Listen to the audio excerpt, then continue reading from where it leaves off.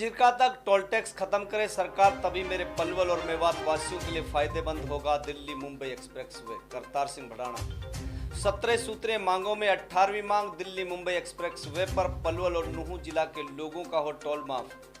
अगली जनसभा गुरुग्राम में किए जाने का भी ऐलान। अगर मैं दुनिया छोड़कर चला जाऊं और 18 सूत्रीय मांग अधूरी रह जाएं तो मेरी कुर्बानी को जाया मत कर देना मेवाती भाइयों। जो सरकार इस 18 सूत्रीय मांग को मानेगी उसका समर्थन करेगी 17 सूत्रीय संघर्ष समिति। दोस्तों आदाब, नमस्कार, मैं जफरुद्दीन, आप देख रहे हैं एसएसएन नेटवर्क। आपको बता दें कि हरियाणा मेवात वीरों की धरती नूंह के अनाज मंडी में 17 सूत्रीय मांगों को लेकर हरियाणा सरकार के पूर्व मंत्री 17 सूत्रीय संघर्ष समिति के अध्यक्ष करतार सिंह भड़ाना के नेतृत्व में आयोजित विशाल जनसभा में 30,000 से ज्यादा लोग शामिल हुए। उन्होंने कहा कि हरियाणा के जनमानस की हक की लड़ाई को वे लेकर रहेंगे। नूंह के अनाज मंडी में फिरोजपुर झिरका, नूंह और पुनाहना विधानसभा के अलावा फरीदाबाद, हथीन विधानसभा क्षेत्र से आए हुए बड़ी संख्या में लोगों को संबोधित करते हुए पूर्व कैबिनेट मंत्री करतार सिंह भड़ाना ने कहा कि प्रदेश में 17 सूत्रीय कार्यक्रम के लागू हो जाने के बाद हरियाणा से भूख, भ्रष्टाचार और बेरोजगारी खत्म हो जाएगी। इन मांगों में उन्होंने प्रदेश के सर्व समाज के हितों का ध्यान रखा है। लोगों को मूलभूत सुविधाओं के वास्ते तड़पना न पड़े, प्रदेश से बेरोजगारी खत्म हो, ऐसे ही कई सारे महत्वपूर्ण मुद्दे हैं जो आज प्रदेश के लोगों की अहम जरूरतों में से एक है। देखिए आगे की रिपोर्ट। जो हमारे यहाँ जनरल मेडिकल कॉलेज है, ये सारे के सारे खत्म हो गया। अगर मैं बात कहूँ तो आप लोग ना, इसमें एक न्यूरो का डॉक्टर नहीं है जी। और अगर कोई आदमी साइकिल से गिर गया और उसके सिर में अगर कहीं भी छोटी मोटी चोट आ गई, उसको ये जनरल मेडिकल वाले हायर हॉस्पिटल को मैं आपको कहता हूँ एक न्यूरो का डॉक्टर तो मैं लगा दूंगा। अगर सरकार नहीं देती तो उसकी तनख्वाह मैं दे दूंगा। सेवनी कर करके कभी कभी मालिक बनने का मौका मिल जाता है, और जब वो मालिक बन जाता है कितने वो गाड़ी का टाइम पूरा हो जाता है, उसकी सारी मेहनत, उसका सारा धंधा वो खराब हो जाता है। तो उसके लिए मैंने लिख दिया है कि तुम्हारी गाड़ियों को 10 साल और 15 साल के बाद हरियाणा में नहीं।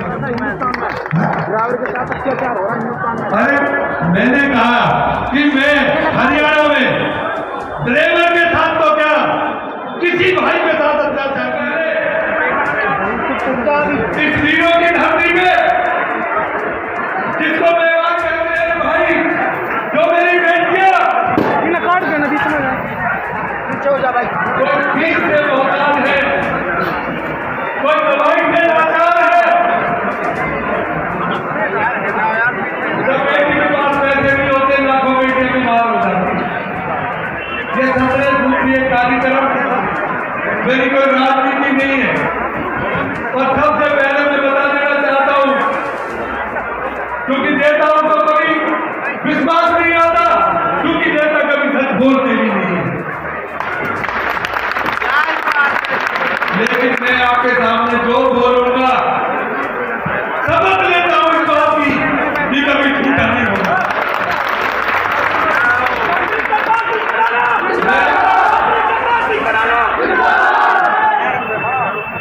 नारे की जरूरत नहीं है, मेरी बात सुनो और इस काम को कर लो। यही मेरी इच्छा है और यही परवरदिगार की इच्छा है।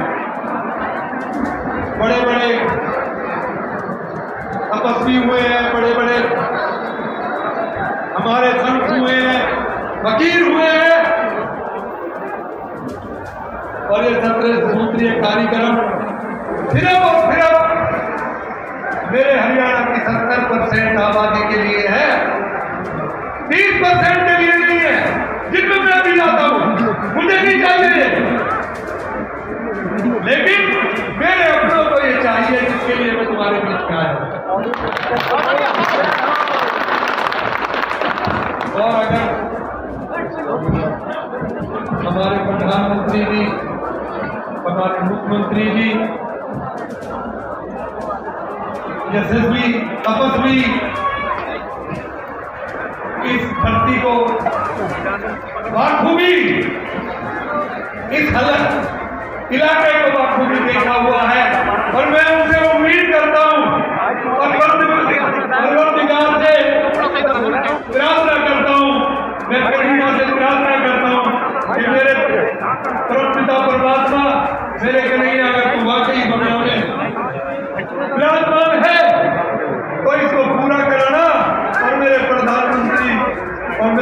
मुख्यमंत्री के दिल में मेरी इस जनता के लिए, इस हरियाणा के लिए प्यार दिखा देना और वो इसको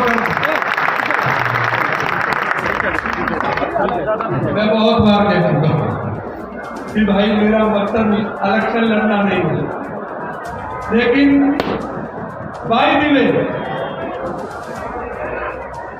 ये मेरा इलाका दक्षिण पश्चिम में पड़ता है और मेरे पूर्वजों ने कहा है, हमारे पूर्वजों ने कहा है कि जब भी कोई काम करो, कोई अच्छा काम करो तो दक्षिण और पश्चिम से उत्तर पूर्व के लिए जाना, पीछे के लिए कभी मत जाना। तो ये मेरा मेवात, मेरी ये मेवात की धरती ये पश्चिम दक्षिण में है और यहाँ से जो हमारे एमपी साहब भी हैं और मंत्री भी हैं वो भी शायद ये सोचते होंगे कि दूसरी रैली गुड़गांव में होने वाली है 26 मार्च को, और उनका भी सोचना ठीक है कि ये भी तीनों कॉन्स्टिट्यूंसी उन्हीं की कॉन्स्टिट्यूंसी में आती है और जो अगली 4 है वो भी उसी में आती है और उसके बाद अगर बाबर जाऊंगा तो वो भी उसी में ही आती है। लेकिन मैं विश्वास दिलाता हूं, मेरा इलेक्शन लड़ना कोई मकसद नहीं, मैं इसके लिए जिंदा हूं, ये 17 सूत्रीय कार्यक्रम को लागू करवाने के लिए जिंदा हूं। मैं हरियाणा से कभी चुनाव नहीं लड़ूंगा और करतार की अभियान जो एक बार हो जाए, अरे गर्दन तो कर सकती है लेकिन जवाब नहीं करती है। मेरा एक भाई कहने लगा कि जनता जब तुम्हें लड़ाएगी तो तुम्हें भी लड़ना पड़ जाएगा। मैंने कहा है तुम्हें को 40 साल से जानता है, मेरा बहुत अजीज है, अगर तू ही ऐसा सोचता है तो किसी के सोचने में क्या दिक्कत है।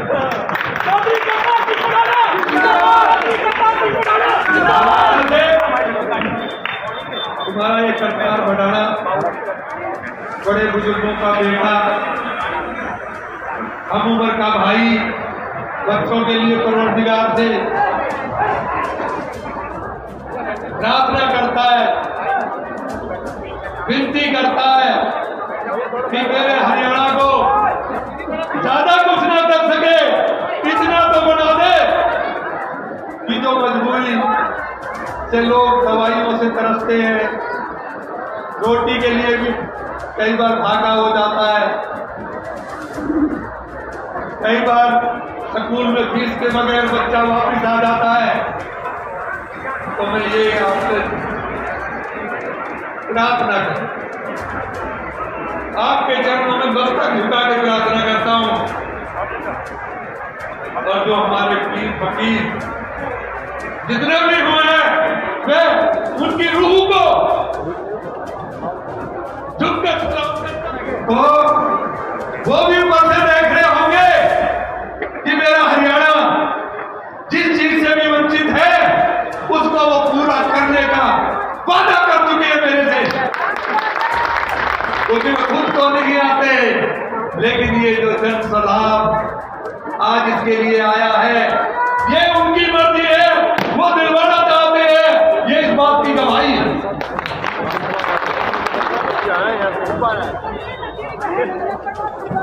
कभी भी कोई भाई जो मेरे मेवात के बेटे हैं उनको मैं ये बताऊंगा, अपने बेटा जिसको जन्म मैंने दिया, बेटे तो ये भी मेरे ही हैं, लेकिन जिसको जन्म दिया है उसको मेवात की 4 सीटों से कभी इलेक्शन नहीं लड़ाऊंगा, ये मेरा वादा है। लेकिन मैं ये बहुत कुर्बानी कर रहा हूं, बहुत दिल में दर्द है जब मेरी बेटियां कुछ पैसे के लिए बीमार हो जाती हैं, ना भाई से ना बाप से मांग सकती हैं। मैं उन बेटियों के लिए कुछ करना चाहता हूं और वो ऐसा करना चाहता हूं कि हमारे प्रधानमंत्री जी ने, मुख्यमंत्री जी ने लड़की बचाओ लड़की पढ़ाओ का नारा दिया है और वो तभी पूरा हो पाएगा जब माँ बाप 8वीं तक मिले तो बच्ची को बढ़ाएंगे और फिर उसके 6,000 जब चालू हो जाएंगे तो माँ बाप को लगेगा इन 6,000 का दो बच्ची को एक जेब खर्ची मिल रही है, वो घर का एक सहारा बनेगा और वो अपनी बच्ची को पढ़ाएगा। और जब तक बच्ची 8 मिडिल क्लास करके शादी नहीं हो जाती है, जब तक वो उसको मिलता रहना चाहिए। इसमें कोई भी डिमांड ऐसी नहीं है जो पूरी नहीं हो सकती। मैं बिल्कुल दिल की गहराई से कह रहा हूं कि एक बार आपकी हिम्मत हो जाए, आप जिस तरह से आज खड़े हुए हैं, एक दिन के खड़े होने से काम नहीं चलेगा और इतनी जल्दी कोई इसको पूरा भी नहीं करेगा। मैं एक बात और कहता कि अगर देश के लिए लड़ाइयां भगत सिंह ने शुरू की, आजादी कहां जाके मिली, तो मैं भगत सिंह नहीं, मैं चौधरी देवीलाल नहीं, मैं चौधरी चरण सिंह नहीं, लेकिन मैं उसको सोच का एक बच्चा हूं जो इसको कराना चाहता हूं। चरण सिंह को नहीं, देवीलाल जी को नहीं, पर मैं तुम्हारा सबके दिल में बढ़कर जिंदा रह जाना चाहता हूं। ये और मैं ये शुरू कर रहा हूं, जब तक मैं हूं जब तक तो मैं इसमें करता रहूंगा, लेकिन परमात्मा परवरदिगार अगर कहना पड़ जाए और इसमें कोई टाइम लग जाए पूरा होने में, तो ईमानदारी से इसको जब तक पूरा ना करा लो, जब तक मेरी कुर्बानी भी अगर हो जाए तो उसको अकालत मत जाने देना। मैं जात की राजनीति नहीं करता हूँ, धर्म की राजनीति नहीं करता हूँ। जो गरीब है वो मेरा है, जिसको जरूरत है वो मेरा है। अगर मेरा बेटा भी हेल्प करेगा तो वो भी मेरा नहीं है, वो सजा भुगतेगा। तरीके से आप मेवात के लोगों को या अन्य लोगों को प्यार करते हैं क्या? मेवात के लोग भी आपको उतना प्यार करते हैं क्या? ये अभी तक आपको अभी तो लाखों बोल रहे